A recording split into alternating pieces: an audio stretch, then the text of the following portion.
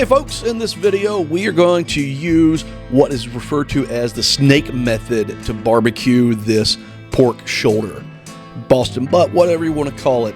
The snake method, why would you want to use it?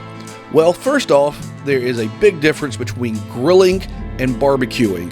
Barbecuing is low and slow and requires smoke. It must have smoke to be a barbecue. Grilling is hot and fast. Yeah, you can have indirect heat, but it's hot. Barbecue, this is going to take about 8 or 9 hours to smoke this pork shoulder. The snake method is going to give us consistent heat over that full 8 hours or so, 8 hours, 9 hours, even 10 hours if we need to. So that's why you would want to use it. Consistent, low heat that's going to give us smoke for the full cooking time. Partitioning, direct heat, it's just not going to give you that temperature that you're looking for. About 225, 215 to 250 is kind of that sweet spot. Historically, 225 is the sweet spot. So take a look at what I'm doing here.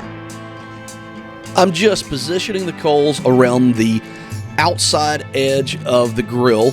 This is just your typical kettle grill. So you'll probably see some videos where folks are lining up their coals in just a perfect row. They might even get a tape measure out and make sure they're exactly a 1/4 inch apart. I do not see how a precise layout of these coals will ever make any difference. So I'm just throwing them on there about 3 levels deep. And now we need some smoke to go onto our snake here.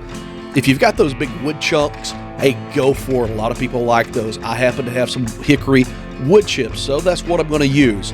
I'm just going to spread my chips out over the entire snake, so that's going to give me very consistent smoke for the full 8 or 9 hours that we're cooking here.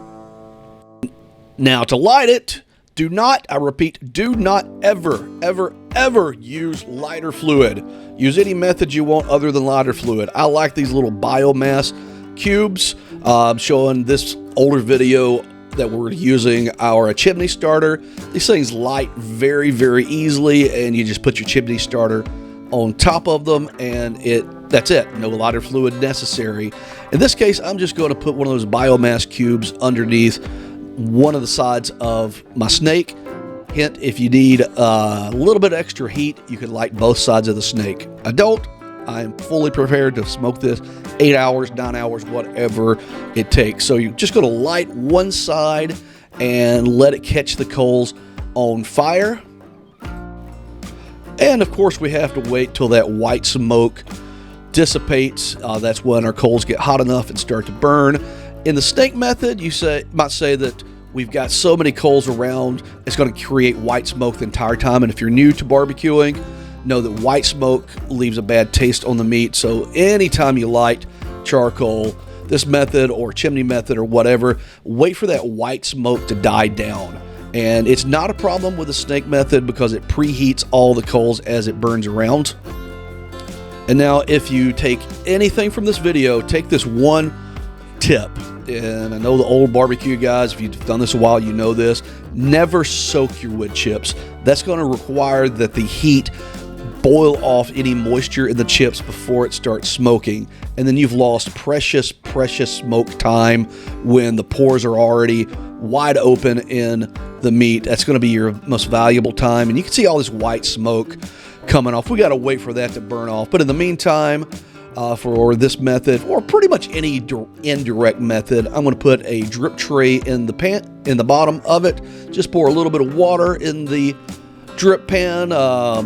In a pork shoulder, some people like to use apple juice. That's perfectly fine. Nothing wrong with that. But we want some moisture in there to start with. Now our snake method is done, but go ahead and throw on your grates. Let that heat up for 4 or 5 minutes. And then go ahead and put that beautiful pork shoulder on the grill and let it set. And if I could give you another hint or another tip about smoking, the old saying, if you're looking, you're not cooking. So keep that lid closed. This is not going to be a fast process for a piece of meat this size. Get you one of those remote thermometers. That's going to be your best bet, but cover it up. Adjust your vent as needed. And I hope you guys enjoy this video. And if you haven't subscribed, please do so.